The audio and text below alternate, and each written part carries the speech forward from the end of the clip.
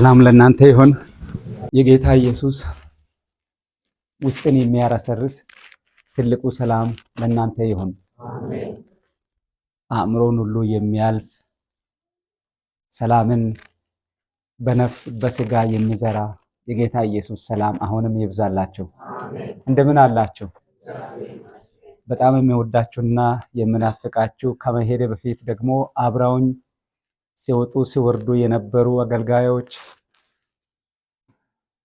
ይጋብዙኝ የነበሩ አብረውኝ ዘምሮ የነበሩ አብረውኝ ያደጉ ብዙ ያሳደግኳቸው ደግሞ ያሳደጉኝ ብዙዎችን አያቸዋለሁ። ይሄ ትልቅ እድል ነው። ጌታ ኢየሱስ የተመሰገነ ይሁን። ይህንን እድል አብረውኝ የተማሩ እነ ተስፍሽን ሳይደሙ አብረውኝ የተማሩ ሁሉም እዚህ ጋር ሳገኛችሁ እጅግ ደስ ብሎኛል። ኢየሱስ በሰማይ የተመሰገነ ይሁን። በዚህ ቦታ ለመገኘት እኔ ፕሮግራም አልነበረኝም። ሰማይ ግን የራሱ የሆነ ፕሮግራም ነበረው። አንዳንድ ጊዜ እኛ ፕሮግራማችንን በትክክሉ አናውቅም። ነገር ግን ሰማይ በሚመራን ፕሮግራም እንሄዳለን። እኔ በዚህ ሰዓት አዲስ አበባ ነበር ይሆናለሁ ብዬ በራሴ ፕሮግራም ያስኩኝ። ምክንያቱም ያሳደጉኝ ሰዎች ናቸውና ላገኛቸው እዛ ነበር እሄዳለሁ አልኩኝ። የተወሰነ ቀናት እየገፋ ጥቂት ያሉ ፕሮግራሞች እስከ ትናንትና ስደርሱ አይ እንግዲህ አርብማ አልሄድም፣ ለምን እለፋለሁ፣ እዛም አላርፍ ከሆነ አልሄድም፣ እዚህ እቀራለሁ ብዬ እንግዲህ ታዲያ ሄጦ ነው ማሳለፍ አለብህ ሲሉኝ ይሁንላችሁ አልኩኝ። ከዛ 2 ሰዓት በኋላ ደግሞ ሌላ ቦታ ተጠራው። አይ ቃል ገብቻላችኋለሁ ከ2 ሰዓት በፊት ብዬ ወደዚህ ለመምጣት የእግዚአብሔር ፈቃድ ሆኖ መጥቻለሁ። እግዚአብሔር አባት የተመሰገነ ይሁን። አገልጋዮችን አብዝቼ ባርካቸዋለሁ። ጌታ ኢየሱስ ይባርካችሁ። ፕሮግራም ከመራ ወንድም አንስተን ስለዚህ ቤተክርስቲያን ወንድም ጥበቡ እነ ተስፍሽ እነ ጋሽ በየ አሁን ዛሬ አገኝቻቸዋለሁ። ብዙዎች ስለ ቤተክርስቲያኒቱ ይናገሩ ነበር። ወንድሙ ደግሞ በስብራቴ ጊዜ የጠገነኝና ያክመኝ ምግብ ሰርቶ ያበላኝ የነበረ ወንድም ነው፣ ተንከባካቢ ወንድም ነውና እሱም እዚህ ደርሶ ሄዶ ነበር። ከዛ ከሱም ጋርም ተነጋግረን ነበር። የተሻለ ነገር ለማድረግ ብለን ያቀድነው ለምን እንዳልሆነልን አላቅም። እኔ ደግሞ በጊዜው አልጋ ላይ ስለነበርኩ በእሱ ነገሮችን አቀናብሬ ልኬ ነበር፣ አልተሳካልኝም። ያ አልሆነልንም። ነገር ግን ያ ስላልሆነ ብለን እኛ ተስፋ አልቆረጥንም። ስለዚህ ቤተክርስቲያን መጸለም ይሁን ሰዎችን ማነሳሳትም ይሁን ተስፋ አልቆረጥንም። ብቻ ግን እጃችን እዛም ስለሚሆን እዚህ ብቻ ሳይሆን እዛም ስለሚሆን ብዙ ነገሮች እጃችንን ወጣጥሮ እስካሁን ያሰብነውን አልፈጸምንም። እግዚአብሔር ፈቃዱ ቢሆን ግን ይሄን ነገር እናደርጋለን የሚል እምነት አለን። ደግሞ የእናንተም ጸሎት ለዛ ያበቃል። ሰፊ ግቢ ስለሰጣችሁ በሰማይ እግዚአብሔር የተመሰገነ ይሁን። ደስ ብሎኛል። በኋላ ያስጎበኘኛል ብያቸዋለሁ። ከሰዓት እህቴን አትሄድም እሷ ጋር እሱን እንግዲህ ዛሬ አትወስዱም እኛ ጋር ነው የሚሆነው ብሉኝ፣ እኔ ምን ችግር አለኝ? ምግቡን እነሱ ይብሉ፣ እኔ ከእናንተ ጋር ይሆናለሁ ብያለሁ። ከሰዓት አንዳችሁም አትቅሩ። ወጣቶችም አዋቂዎችም አንድ ላይ ሆነን ጌታን አብረን እናመልካለን። አንዳንድ ምክርም እንመካከራለን። በዚህ ሰፊ ግቢያችሁ ደግሞ የእግዚአብሔር እጅ ትልቅ ስራ እንዲሰራ እንጸልያለን። እውነት ይህንን ሰፊ ግቢ የሰጠው እግዚአብሔር የተመሰገነ ይሁን። ከአሜሪካም ሲያትል ቤተክርስቲያን ከጎፋ ቤተክርስቲያን ሁለቱም ቦታ ነው ከዚህ በፊት የገባው። እንግዲህ የተወለድኩባት እንዳነ ጉደራ ቤተክርስቲያን ገብቻለሁ። ከነዚህ ሁሉ ከዛ በኋላ የቀረውን ከእናንተም ጋር ነው ያሳለፍኩኝ። ሰላምታ አምጥቼላችኋለሁ። ትቀበላላችሁ? እንደ ወደዛም እንደወስድ ትፈልጋላችሁ? ጌታ ኢየሱስ ሄጦን ያስፋልን። እግዚአብሔር አባት ይባርካችሁ።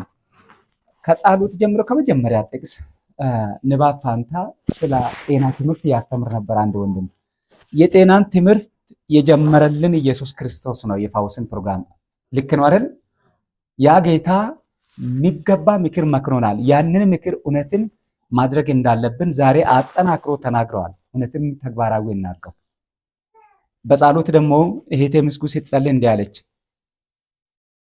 ብዙዎች ቆመው ከፊት እየመሩ ያሉ ሲንገዳገዱና ሲወድቁ የምናይበት ዘመን ነውና እርዳን እያለች ስትጸልይ ልቤ ይነካል። ልክ ነው አይደል? ብዙዎች ከፊት እየመሩን እንደ ሰማይ ጸዳል የሚያበሩ እየመሰሉ ወደ ኋላ እያፈገፈጉ የጠፉበት ዘመን ነው፣ እየረገፉ። ሌሎች ደግሞ በመንገድ እየተጨመሩ። ይሄ ነገር ደግሞ ዛሬ ከምናጠነው ረጅም ጊዜ አልሰብክም ዛሬ፣ ምክንያቱም ከሰዓት ትወስዳለች ስሉኝ እንግዲህ ሳልጨናነቅ የተወሰነ ሰው ሳይደክም የተወሰነ ነገር ሰጥቼ ወደ ከሰዓት አሳልፌያለሁ። የተወሰነች ብቻ ነው የምሰጣችሁ ከአሁን። ከዚያ ከሰዓት ሰፋ እናደርጋለን። አሁን ከምናገረው ሀሳብ ጋር የተገናኘ ነገር ነበር ስትናገር የነበረውና ግርም ብሎኛል። ወንድምም ተነስቶ ጥቅስ ያነብ። ምን ነበር ያነበበው? ወንድም ያድሱ ልባችሁ ባለበት መዝገባችሁ ባለበት ልባችሁ ይሆናልና መዝገባችሁን እዚህ አስቀምጡ። እዚህ ሌባ በሚሰርቅበት አይደለም፣ ዱርዬ እየቀማ ሙሰኛም እየወሰደባችሁ እድላችሁን ንብረታችሁን በሚወስድባችሁ በዚህ ሳይሆን ልባችሁ እዛ እንዲሆን ሀብታችሁንም እዛ አስቀምጡ። ትክክል ነው አይደል? ይህም ዛሬ ልናገር ከማስበው ሀሳብ ጋር የሚገናኝ ሀሳብ ነው። ዘማሪዎችን ኢየሱስ ጌታ ይባርካችሁ። አለባበሳችሁ ያምራል፣ አዘማመራችሁ ያምራል። ጌታ ኢየሱስ ክርስቶስ ይባርካችሁ። ሙዚቃ ተጫዋቾች በእውነት ጌታ ኢየሱስ ይባርካችሁ። አንድ በረከት ደግሞ እያመለጣችሁ ነው። አንድ ምክር ልስጣችሁ። ኳይሩ መዝሙር ዘምር አጅባችሁ ስትጨርሱ ከነሱ ጋራ ጨርሱ እናንተም። ምክንያቱም በዛ ሰዓት ጉባኤው እናንተን ይባርካቸዋል። የሚባርኩ ይባረካሉ፣ ጉባኤውም በመባረክ ይባረካል። እናንተ ደግሞ ስላገለገላችሁ በረከት ትቀበላላችሁ። ያችን ሰዓት ከነሱም ጋራ ቢቻል እንደውም ጉባኤውን ወደ በረከቱ የሚመራ ማሳረጊያ አድርጉና ቆም አድርጉ። ከዛ በኋላ እግዚአብሔር በሰጣችሁ ሰፊ ሰዓት ሙዚቃ መጫወት ትችላላችሁ። እንደገና ደግሞ ክፍት በሆነ ሰዓት በሙዚቃ ጉባኤውን ማጀብ ትችላላችሁ። ያችን የበረከት ሰዓት ግን እንዳያመልጣችሁ። እሺ፣ ጌታ ኢየሱስ ባርካችሁ። አሁን ወደ ዛሬ አገልግሎት ለመግባት አንድ ጥያቄ ልጠይቃችሁ። እኛ ጋር እኔ ባለሁበት ሰዎች ብዙ ነገር ይመቻቸዋል። ወደ ጽድቅ ለመድረስ ከፈለጉ አቋራጭ መንገድ ነው። ወደ ሞት ለመድረስ ከፈለጉ አቋራጭ መንገድ ነው። እንደናንተ ረጅም አይደለም። ለመሞት ለሚፈልጉ በጣም አቋራጭ መንገድ ነው። ሊጠፉ ለሚፈልጉ ሊድኑ ለሚፈልጉ በጣም አቋራጭ መንገድ ነው። ነገሮችን እዚህ በዚህ ረጅም አትሂድ ብሎ ያቀራርባል። እናንተ ወደ መረጣችሁት ለመሄድ መንገዶቹን ያቀላጥፍላችኋል፣ አቋራጭ ያደርግላችኋል። ሳትለፉ የምትፈልጉትን እንድትደርሱ ያደርጋል።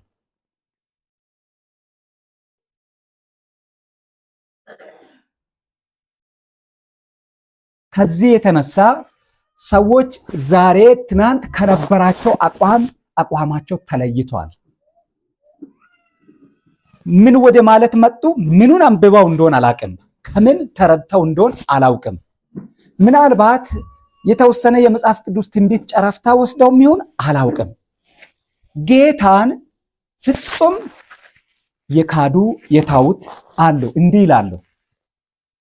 አንድ ጊዜ በመኪና የሆነ ሰው ስረዳው መንገድ እየወሰድኩ ከየት ነው መጣ ስለኝ፣ እኔ ደግሞ ኢትዮጵያውያን እዛ አገር ሆነን በባርነት ያልተገዛች ማለት እንወዳለንና በባርነት ያልተገዛች የሰው ታሪክ የጀመረባት አገር ብርቅዬ አገር ከሆነችው ከኢትዮጵያ ነው ምናምን፣ ክርስቲያን ከሆነች እነዚህን ሶስቱን ሲጠቅስ ስለሌሎቹ ምንም አላለም። እስከዛሬም እናንተ ክርስትና ትከተላላችሁ ወይ አለኝ። ምንድነው አለኝ? እስከዛሬም ምን ትከተላላችሁ? ክርስትናን ትከተላላችሁ ወይ አለኝ። እንዴ አንተ አትከተልም ወይ አልኩት። በጣም ጥያቄው ስለገረመኝ ክርስቶስ ኢየሱስን አንተ አላመንክም ክርስቲያን አይደለም ወይ አልኩት። ኖ እኔ ክርስቲያን አይደለም። ምንድነው? ምንም አይደለም። በቃ እኔ ጽድቅ በመስራት ሰላም በመስራት እስማማለሁ፣ መልካም ነገር በመስማት እስማማለሁ። በቃ ከዛ ሃይማኖት የሚባል ታሪክ ምንንም አልፈልግም። ይሄ እኮ ክርስትና አለኝ።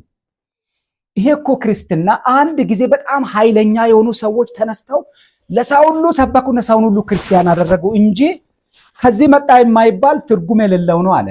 ነው እንዴ? ነው እንዴ? እንደዛ ነው ብላችሁ የምታምኑት? እንደዛ ነው ወይ? በእውነት እንደዛ ነው? ምንጩ ከማይታወቅ ጸጥ ብሎ የሆኑ ሰዎች በቃ ሆ ብለው በቃ ሰዎችን እንዲህ እንቀይራቸው ብሎ በጊዜው ዕውቀት ያላቸው ሀብት ያላቸው ምሁራን የሆኑ ሰዎችን መማረክ የሚችሉ ሰዎች የሰበኩት ስብከት ነው እንዴ? አረ ወንድም ተሳስተሃል።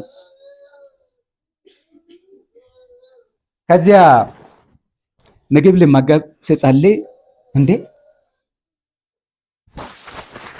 አሁንም ትጸልያላችሁ እንዴ?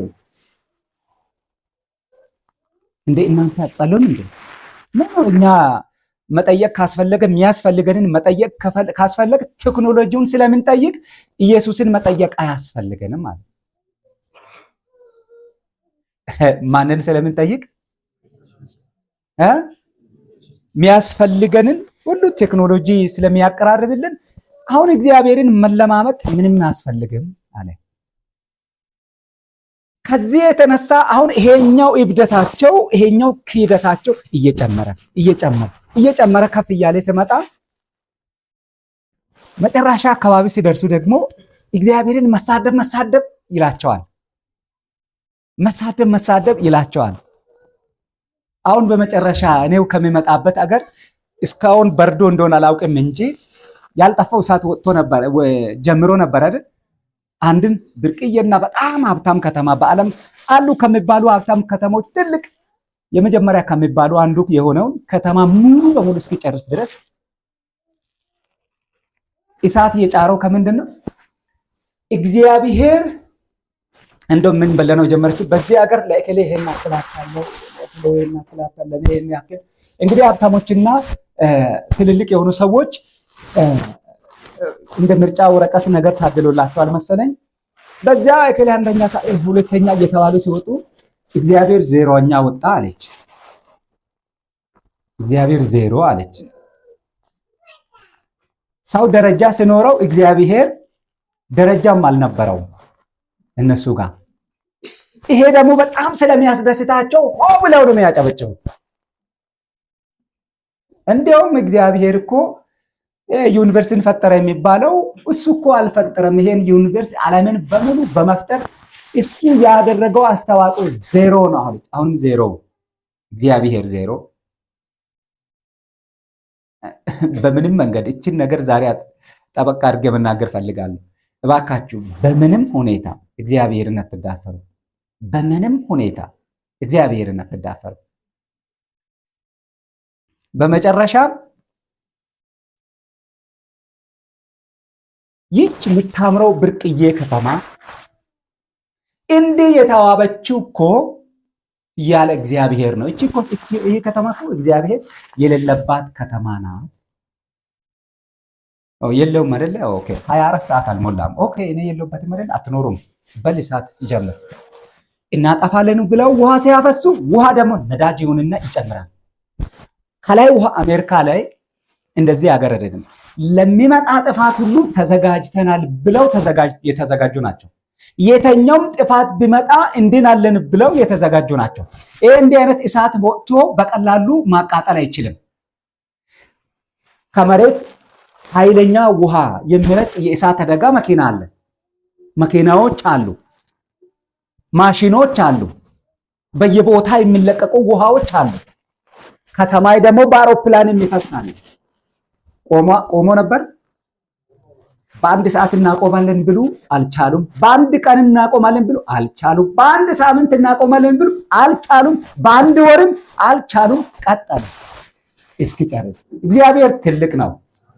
እግዚአብሔርን የሚመስል ከሱ ጋር የሚፎካከር የሚወዳደር ይሄ ደካማና ሞኛ የሆነ የሰው ድፍረት እሱ የሚያዋጣ አይደለም።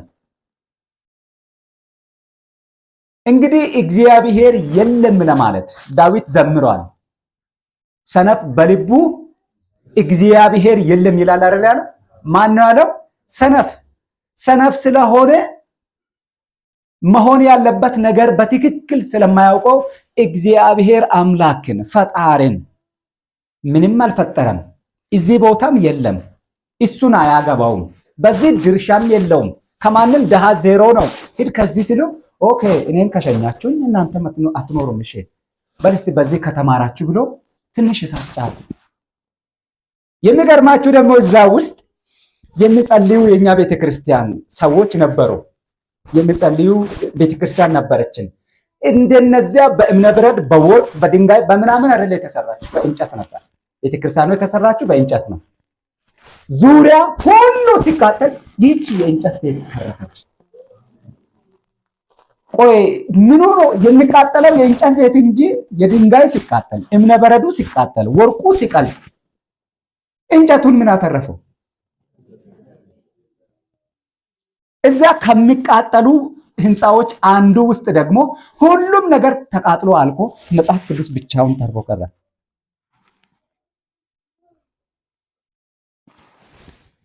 እንግዲህ በዚህ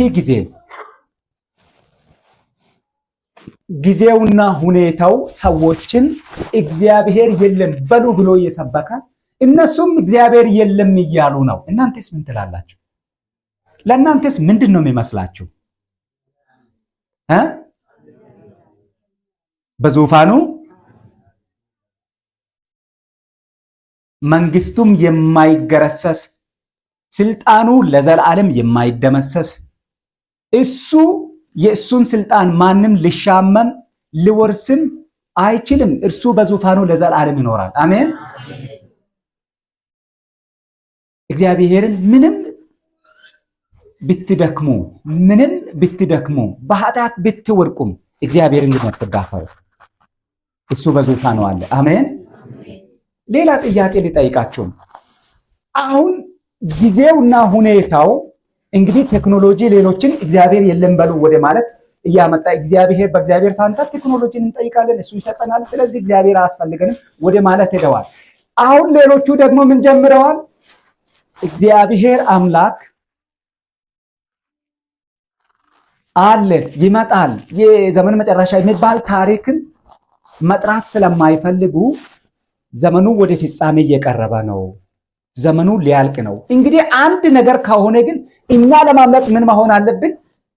ስለዚህ መሬት ውስጥ ጥልቅ ገብተው ከተማ ሰርተዋል።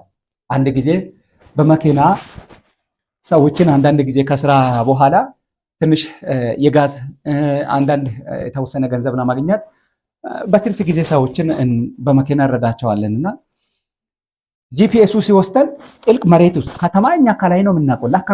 ከከተማ ስር ሌላ ከተማ አለ። እንዴ ሲሆን ነው እንግዲህ ሄደን ስንገባ ሀብታሞች የሚበሉት የሚጠጡት የሚኖሩት እዛ ነው። ለምን? ከላይ መቅሰፍት መጥቶ የምድር ጥፋት መጥቶ ሌሎቹ ቢጠፉ እኛ እዚህ እንተርፋለን።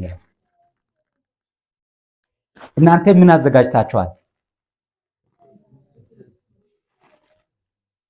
ሌላው ሀብታም ደግሞ ከውሃ አጠገብ ከባህሩ አጠገብ ተራራ ስር ዘልቆ ገብቶ የሚገርማችሁ ፍጻሜ ስለቀረበ ይሄ ምድር ስትጠፋ እኔና ቤተሰቤ ለመዳን ብሎ ልዩ ከተማ ሰው እዚያ ደግሞ ለብዙ ዘመናት የሚበቃ ምግብ እህል ማሽኖችን የሚያስፈልግ ነገር ለኑሮ የሚያስፈልግ ነገር ሁሉ እዛ ሞልተዋል። ሄዳችሁ ስትጎበኙ ይገርማችኋል። ለምንድን ነው ያዘጋጀው? ዓላማ ፍጻሜ እየመጣ ስለሆነ ምድር ስትጠፋ እኔና ቤተሰቤ እዛ ገብተን ምን ልንሆን ልንጠፋ።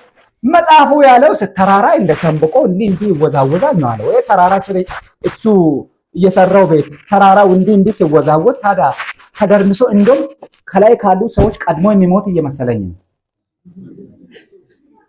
እንደም መቃብር እንጂ ያዘጋጀው ማምለጫ አይደለም። እናንተስ ምን አዘጋጅታችኋል? አሁን መጽሐፉ እንደሚናገረው መጽሐፍ ፍጻሜ መጥቷል፣ ኢየሱስ በቅርቡ ይመጣል የሚለውን እናንተ ከሌሎቹ ይልቅ ታውቁታላችሁ። ምን አዘጋጅታችኋል? እናንተስ ምንድነው ያዘጋጃችሁ? ሰዎች እንግዲህ ፍጻሜ መሆኑ ገብቷቸው ክርስቶስ ሳይገባቸው መጽሐፉ ሳይገባቸው ትንቢቱ ሳይገባቸው እንግዲህ ማምለጫ ይሆነናል የሚሉትን ከተራራ ስር ከተማ እየሰሩ ያላቸውን ገንዘብ እዛ እየጨረሱ ነው። ከዚያ ልንድን እንችላለን ብለው ተስፋ አድርገዋል። እናንተስ ምን አዘጋጅታችኋል? የሄዶ ቤተሰቦች ምን እያዘጋጃቸው ነው? አሁን ሌሎቹ እንደሚሉትን ጥፋቱ የመጨረሻ ዘመን እንደሆነ ብዙ ነገር ያሳየናል። ወደ መጽሐፉ ሄድና አነብላችኋለሁ። ያሳየናል። እንግዲህ ምንድነው እናንተ ያዘጋጃችሁ? ሰዎች ከጊዜው የተነሳ የራሳቸውን ትርጉም እየሰጡ ለራሳቸው የመሰላቸውን መዳኛ ያሉትን ነገሮች ጀምረዋል ማዘጋጀት። ይሄ ብቻ አይደለም። የመጨረሻ አንድ ልጨምርላችሁ። የምድሩ ሁኔታ አስተማማኝ ስላልሆነ ሌሎች ደግሞ ምን ብለዋል? የዚህ ምድር ጉዳይ አጠራጣሪ ሆኗል። ስለዚህ ምን ይሻለናል? በምድር ሳይሆን ማምለጫ በጨረቃ እንስራ ብሎ በጨረቃ ቤት መስራት ጀምረዋል።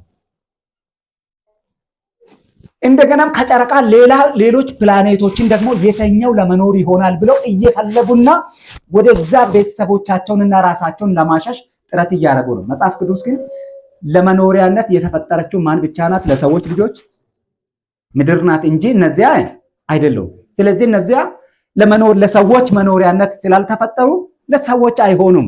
እንግዲህ እዛ መሸሸጊያ እናገኛለን የሚሉ እነሱም መሸሸጊያ ሊያገኙ አይችሉም።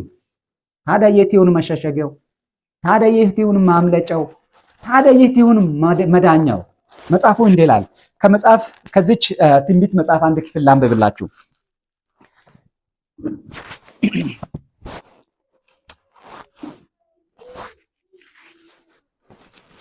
በዚች መጽሐፍ ላይ ጳውሎስ የተናገረውን የሮሜ መጽሐፍ ምዕራፍ 13 ቁጥር 11 ላይ ያለውን ሐሳብ እዚች ጋር ያብራራል። በዚያ መጽሐፍ ምንድነው የሚለው? ከእንቅልፍ የምትነሱበት ሰዓት አሁን እንደደረሰ ዘመኑን ይወቁ። ምኑን ይወቁ? ዘመኑን ይወቁ። ከምን የምትነሱበት? ከእንቅልፍ የምትነሱበት ሰዓት አሁን እንደደረሰ።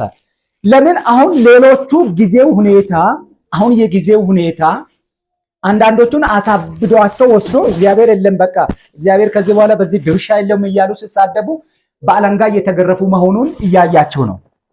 ሌሎች ደግሞ አይ ሁኔታው አጠራጥሮናል፣ እንዲመዳፈር አይደለም መቃብር ውስጥ እንግባ ብለው ቀድመው መቀበር ጀምረዋል። መሸሸጊያ ያሉት መሬቱ ሲንቀጠቀጥ ከታች ከመሬት ስር ያለው እሳት ወደ ላይ ሲወጣ የቱ ጋ ነው የነሱ ቤት እዛ ጣንቶ ለብቻው እዛ አልነቃነቅ ብለው እነሱን የሚያድናቸውና መሸሸጊያ ሊሆንላቸው የሚችለው? እኔ በእርግጥ እሱ መቃብር እየመሰለኝ እንጂ መዳኛ አይመሰለኝም። መሸሸጊያ ነው ብላችሁ ታምናላችሁ? እዛ ሰማይ ላይ ሄደን ደግሞ ጨረቃ ላይ በሌላም ፕላኔት ላይ ቤት እንሰራለን። እሱስ የሚሳካ ይመስላችኋል? አየር ከየት ያመጣሉ? ኦክሲጅን ከየት ያመጣሉ? ውሃውንስ ከየት ያመጣሉ? እንዴት ሆነ ነው እዛ መኖር የሚችሉት? መሸሸጊያ ይሄ አይደለም። መጽሐፉ ያለው ይሄንን ነው። ምንድነው የሚለው? ጳውሎስ በትክክል ከእንቅልፍ የምትነሱበት ሰዓት አሁን እንደደረሰ ዘመኑን ይወቁ። ካመንበት ጊዜ ይልቅ መዳናችን ዛሬ ወደ እኛ ምን ሆነዋል? ቀርቧልና።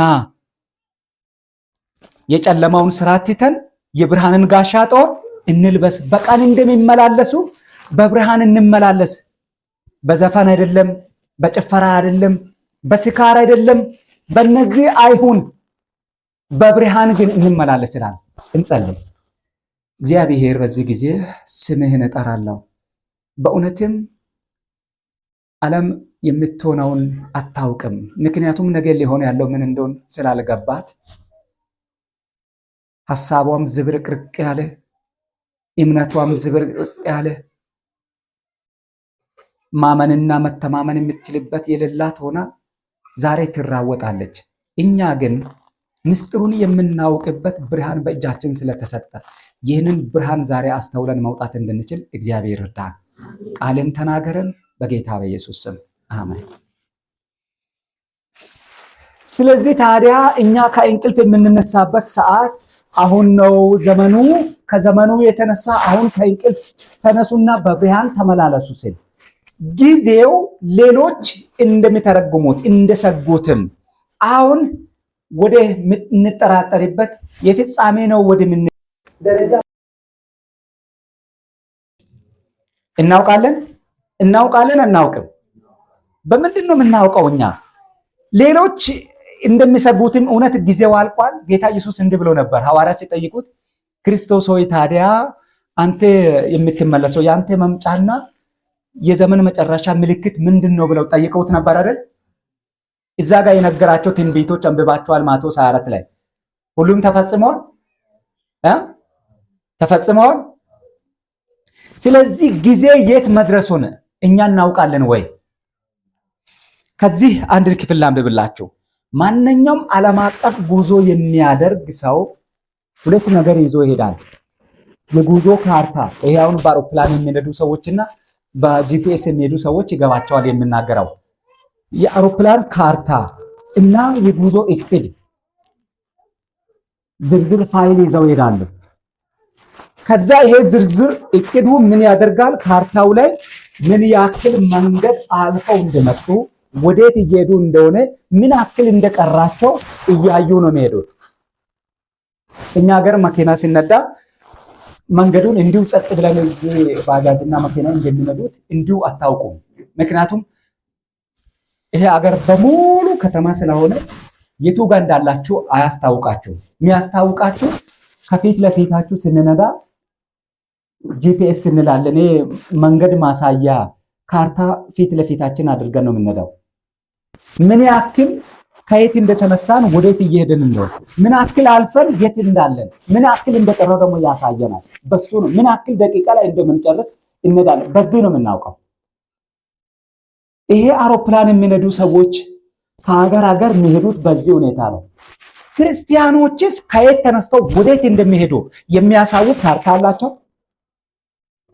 አላቸው ብላችሁ ታስባላችሁ? ምንድን ነው እሱ? በዚህ ስፍራ አንብባችሁ ከሆነ በዚህ ለመጨረሻ አስጨናቂ ጊዜ መዘጋጀት በሚለው መጽሐፍ ሁለተኛ በተተረጎመው 7 ገጽ በድሮዋ ስንት እንደሆነ አላውቅም። ወደ እያንዳንዱ የአውሮፕላን ማረፊያ የምንደርስበትን ቀንና ሰዓት አስቀድሞ ያውቃል። እያንዳንዱን ጥቃቅን ነገር በጥንቃቄ በመከታተሉ ጠቅላላ የጉዞ እቅድ በትክክል ይፈጽማል። የእግዚአብሔር ልጆችም ወደ መጨረሻ ግባቸው በሚያደርጉት አስደናቂ ጉዞ እጅግ በጣም ጥሩ የሆነ ካርታ ያውም መጽሐፍ ቅዱስና ትክክለኛ የሆኑ የጉዞ መመሪያዎች እንደሆኑ በመንፈስ ቅዱስ አነሳሽነት የተሰጡ ትንቢቶች አሏቸው። ሁለት ነገሮች አሏቸው። ምንና ምን? አንደኛው የእግዚአብሔርን ሕዝብ ከምድር ወደ ሰማይ በሚያደርጉት ጉዞ ከየት እንደተነሱ፣ የት እንደደረሱ፣ ወዴት እየሄዱ እንደሆነ፣ ምን ያክልም እንደቀራቸው የሚያውቁበት ካርታ አለው። እሱ ምንድነው አለ? መጽሐፍ ቅዱስና ትንቢት። መጽሐፍ ቅዱስና የትንቢት መንፈስ አላቸው አለ። አሜን። ይሄ ካለ እንግዲህ በብርሃን እንመላለሳለን ማለት ነው። ይሄ ካለ መንገዱ ግራ አያጋባንም ማለት ነው። ሌሎች በምናባቸው ይሁን በምናቸው እያሉ እንደሆን አላውቅም። እንግዲህ ከሚያዩት ነገር ሳይንቲስቶችን ስትወስዱ ስለ ከዋክብት የሚያጠኑ ምን ይላሉ? ስለ ከዋክብት አጥንታ የሆነ ኮከብ ወደ ምድር ወድቆ ምድርን ሊጨርስ ነው ሊያጠፋ ነው ይላሉ። ስለ መሬት የሚያጠኑ ደግሞ መሬት ምንድነው የሚሉት እነሱ ደግሞ መሬት በውሃ ልጠፋ ነው፣ መሬት እንዲህ ልትሆን። ስለ ማህበራዊ የሚያጠኑ ደግሞ ኒኩሌር ሊያጠፋን ነው፣ በቃ ጦርነቱ በስቷል፣ ኒኩሌር ሊያጠፋን ነው።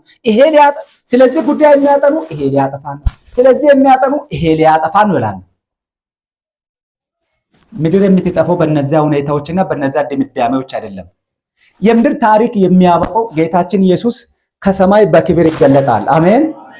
ያኔ የምድር ታሪክ ያበቃል። ጌታን ኢየሱስ ክርስቶስን ሊከተሉ የወሰኑ ሁሉ ከእርሱ ጋር ወደ ሰማይ ይሄዳሉ። አሜን። እሱን ያልፈለጉ ሁሉ በምድር ላይ ሞተው ይቀራሉ ለ1000 ዓመት። ከ1000 ዓመት በኋላ ደግሞ ፍርድ ይሆናል። ምድር ትታደሳለች፣ በእሳት ትጸዳለች። ከዚያ በኋላ አዲሲቷ ኢየሩሳሌም ትዘረጋና ለዩኒቨርስ በሙሉ ልዩ መጎበኛ መዲን ከተማ ትሆናለች። በዚህ ሁኔታ ነው ምድር ታሪኳ የሚያበቃው እንጂ ኒኩሌር ያጠፋል፣ ጦርነት ይጨርሳል፣ 3ኛ የዓለም ጦርነት፣ 7ኛ የለም። እነዚህ ብነሱ ባይነሱ የምድር ታሪክ የሚያበቃው በዚህ አይደለም። እኛ ግልጽ የሆነ የማያጠራጥር የማያሻማ መረጃ አለን። ያም እውነተኛ የሆነ ዋሽቶ የማያውቅ መረጃ አለን። አሜን። የእግዚአብሔር ቃል በትክክል ምድር እንዴት ወደ ፍጻሜ እንደምትመጣ ተናግሮናል። ወደ ዳንኤል ምዕራፍ 2 ሊወሰዳችሁ። ወደ ዳንኤል ምዕራፍ 2 ሲወስዳችሁ እዛ ጋር አንድ ምስል ያሳያችኋል። ከአንገት በላይ ወርቅ፣ ደረቱና ክንዶቹ ብር፣ ወገቡ ናስ፣ እግሩ ብረት፣ ጫማው ብረትና ሸክላ። ከዚያ በኋላ ከተራራ ተፈንቅሎ አንዲት ድንጋይ መጣ። ምንድነው ያደረገው? የምስሉን እግሮች ሲፈጭ ምስሉ በሙሉ ምን ሆነ ነው ምለው? እንደ እብቅ ቦነነ አይደለ? ከቦታውን ጠፋ። ከሰማይ የተንከባለለ የመጣው ያ ድንጋይ ግን ምን ሆነ ነው ምለው? ትልቅ ተራራ ሆነ፣ የዘላለም መንግስትም ሆነ ብሎ ይናገራል። ያ መንግስት የጌታችን የኢየሱስ ክርስቶስ መንግስት ነው አይደል? የመጀመሪያ ባቢሎን ዓለምን ገዝቶ ነበር። የባቢሎን ዳንኤልም ሲናገር ንጉሶ ይህ የወርቁ የምስሉ ራስ ወርቁ ክፍል የአንተ መንግስት ነው፣ የባቢሎን መንግስት ነው። ከዛ በኋላ ከአንተ የሚያንሱ መንግስታት ይነሳሉ። ወርቅ ነው ብር ነው በዋጋ የሚበልጠው? ወርቅ። ከአንተ የሚያንስ የብር መንግስት የሜዶንና ፋሪስ መንግስት ይነሳል። እሱም ጊዜውን ሲጨርስ የናስ መንግስት ይነሳል። ከሱም በኋላ የብር መንግስት ምንድነው? የብረት መንግስት ይነሳል። ዋጋውን ወደ ታች ሲሄዱ እየቀነሰ ነው አይደለም ሄደው። ወርቅ ነው በዋጋ የሚበልጠው።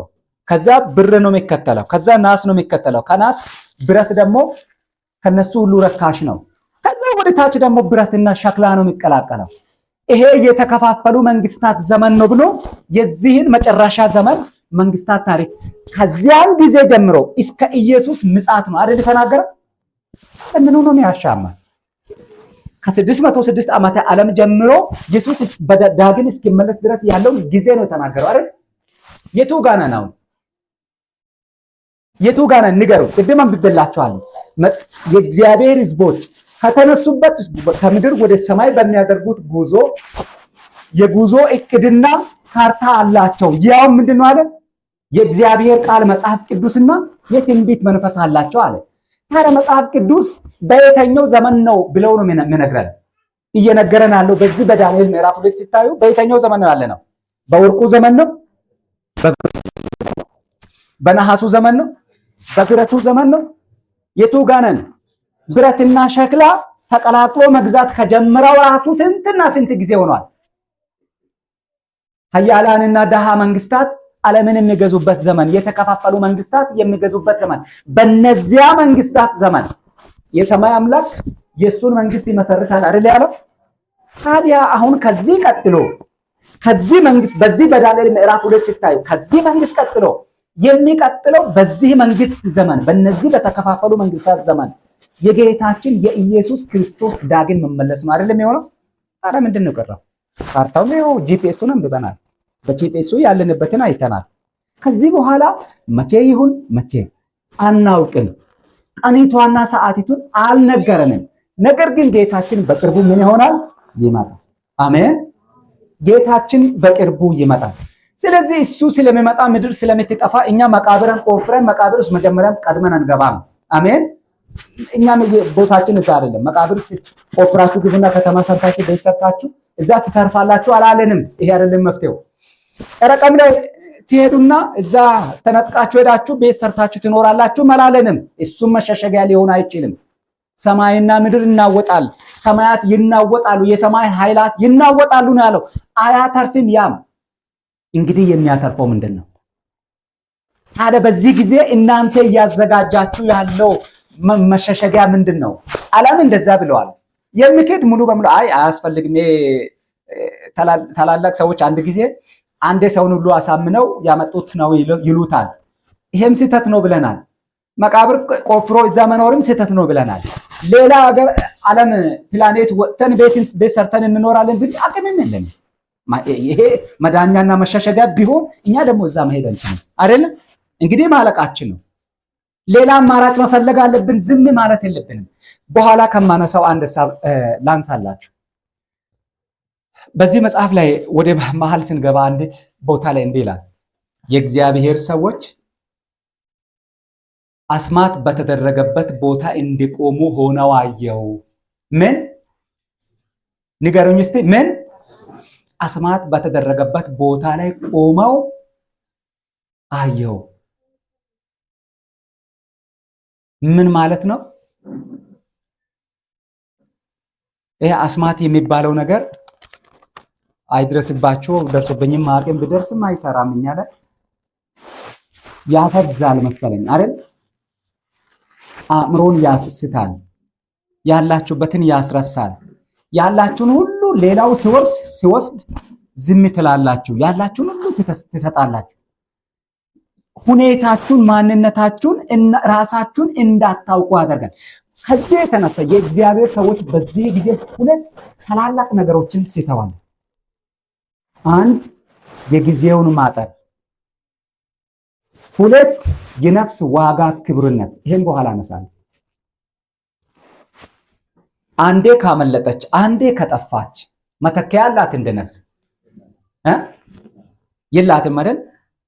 እንግዲህ ለዚች ውድ ነፍስ ምን ያክል ጥንቃቄ ነው ማድረግ ያለብን?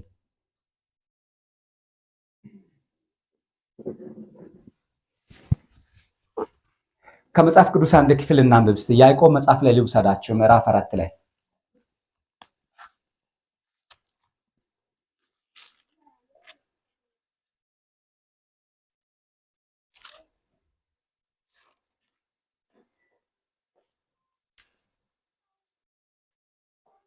እኔ ያነባለሁ፣ በኋላ እናንተ ታነባላችሁ። ዝም ብላችሁ አዳምጡ።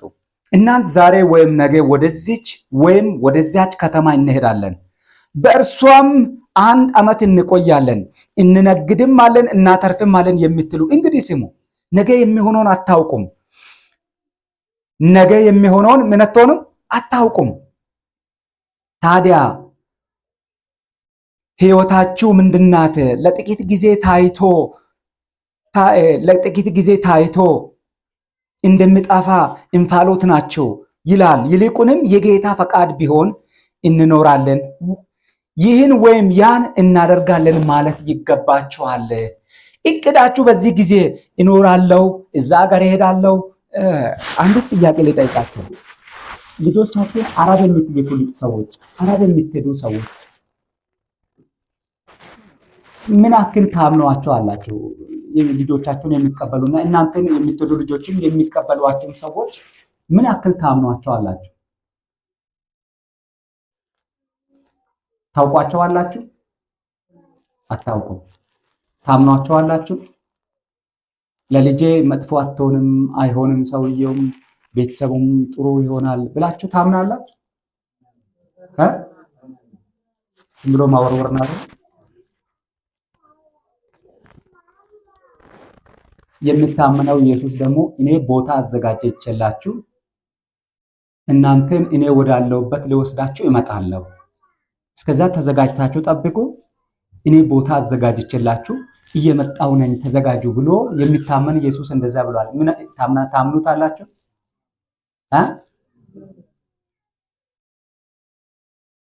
ምን ያክል ተረታችሁ እንደሆነ አላውቅም። ለማታውቋቸው ሰዎች ልጆቻችሁን ወርውራችሁ ትሰጣላችሁ። ልጆችም ደግሞ አምናችሁ ትሄዳላችሁ። እነዚያ ሰዎች ደግሞ አንዳንድ ጊዜ ልባቸውን ለመስበር ሳይሆን አንዳንድ ጊዜ ደግሞ እኛ በዚያ ስናይ እዚህ ሀገር ምንም የሚታይ ያለ አይመስለኝም። ምክንያቱም ከፖለቲካውም ጋር ይገናኛል መሰለኝ፣ አላውቅም። እዛ ጋር ግን አንዳንድ ጊዜ የሚደረግ ግፍ እናያለን።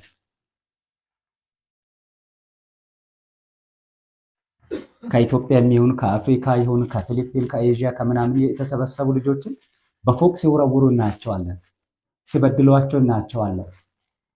ሲጎዷቸው እናያቸዋለን። ለነዚህ ሰዎች አምናችሁ ልጄ ሰርታ ብር ታመጣለች፣ እኔም ሰርቼ ብር አመጣለሁ አገኛለሁ እያላችሁ እንኳን ትልካላችሁ። የሚታመን ኢየሱስ ግን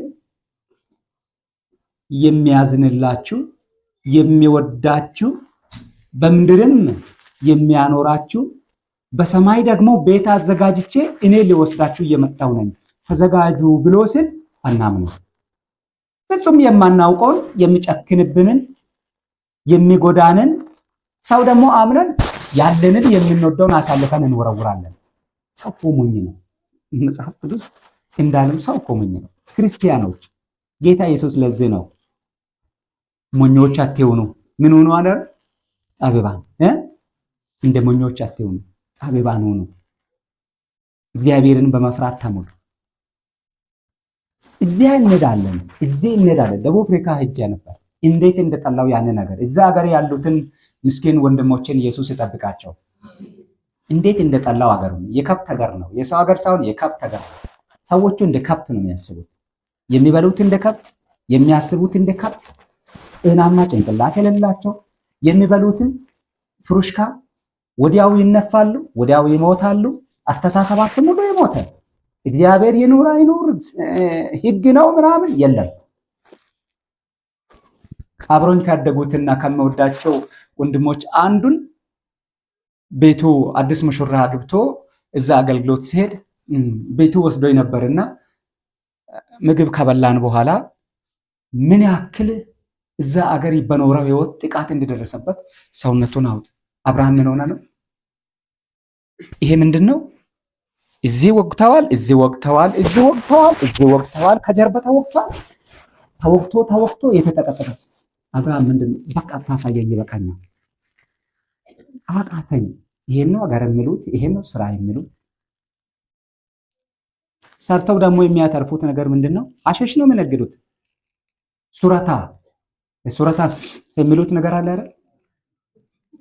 ታውቁታላችሁ? እሱ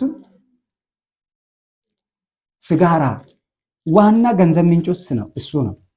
አንተ የማትበላውን ለሌላ የእግዚአብሔር ቃል ይተውና አማራጭ የለም ለገንዘብ ተብሎ።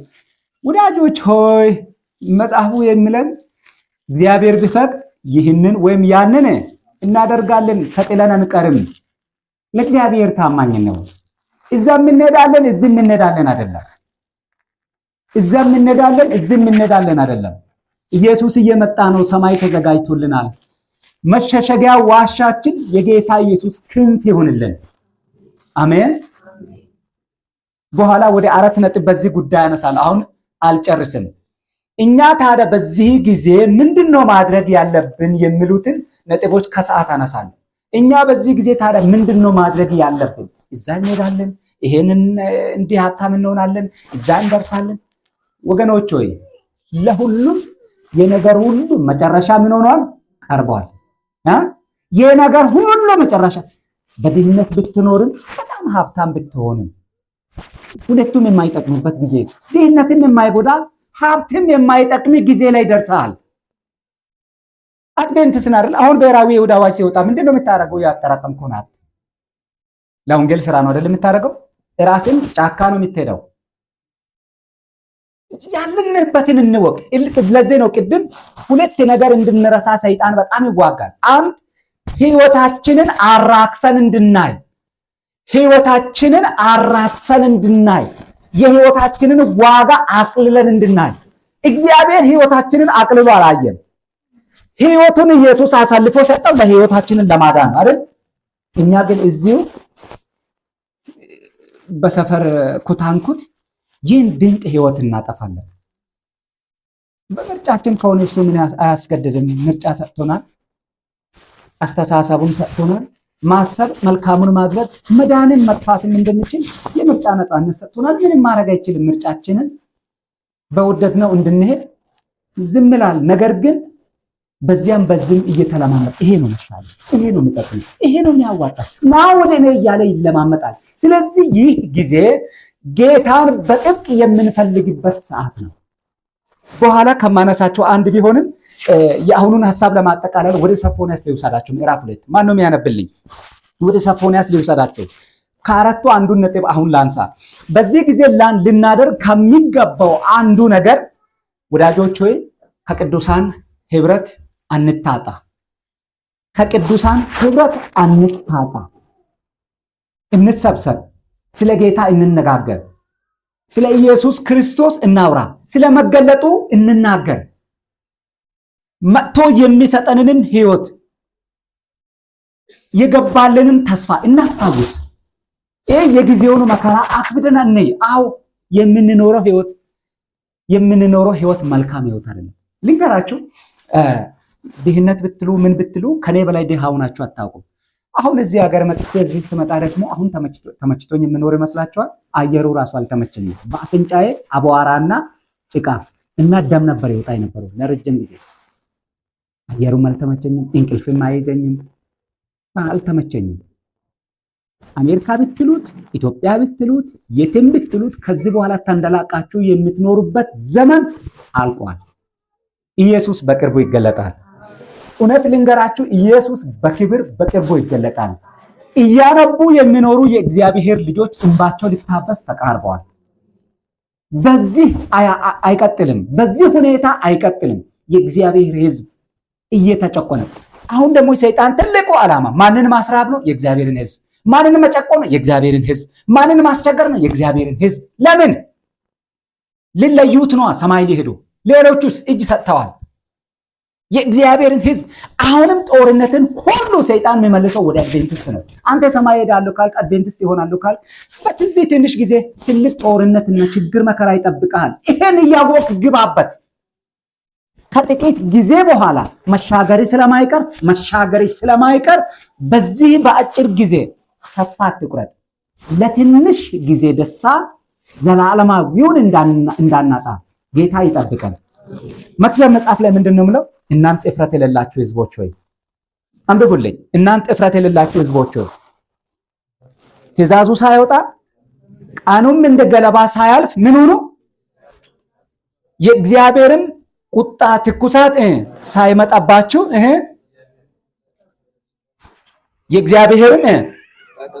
የእግዚአብሔርም ቁጣ ቀን ሳይደርስባችሁ አሁን ምን ሆኑ? ተሰብሰቡ፣ ተከማቹ። ከዚያስ ምንድን ነው የምለው? እናንተ ፍርድን የጠበቃችሁ የምድር ትሑታን እግዚአብሔርን ፈልጉ፣ ጽድቁንም ፈልጉ፣ ትሕትናውንም ፈልጉ። ምናልባት በእግዚአብሔር ቁጣ ቀን ምን ትሆኑ ይሆናል?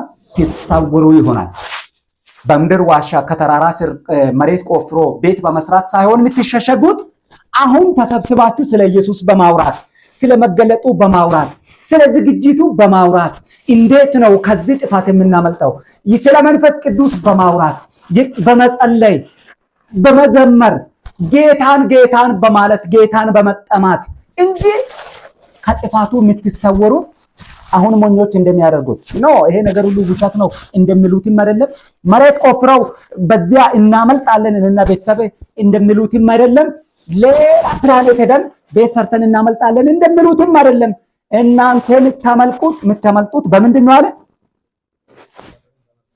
በማንን በመፈለግ? እግዚአብሔርን በመፈለግ፣ ትሕትናውን በመፈለግ፣ ጽድቁን በመፈለግ። ከዚያ በፍርድ ቀን ምን ትሆኑ ይሆናል? ትሰወሩ ይሆናል። አሜን። እኛ ማድረግ የሚጠበቅብን በዚህ ጊዜ ይሄ ነው። እዛ ሄዳለሁ፣ ህይወቴን እለውጣለሁ። አዎ ዘላለም እንደምኖር ሰው ስራ፣ ተማር፣ ልፋ። ነገር ግን የጌታን ፈቃድ አትለፍ። ይሄንን ሁሉ የምትለፋው የጌታን ፈቃድ እስክነካ ብቻ ነው። የጌታን ፈቃድ ስነካ ቆም በል፣ ተመለሽ። ምክንያቱም አስተማማኝ የሆነ ተስፋ ታማኙ ጌታ ሰጥቶሃል። ይሄንን አትርሳ።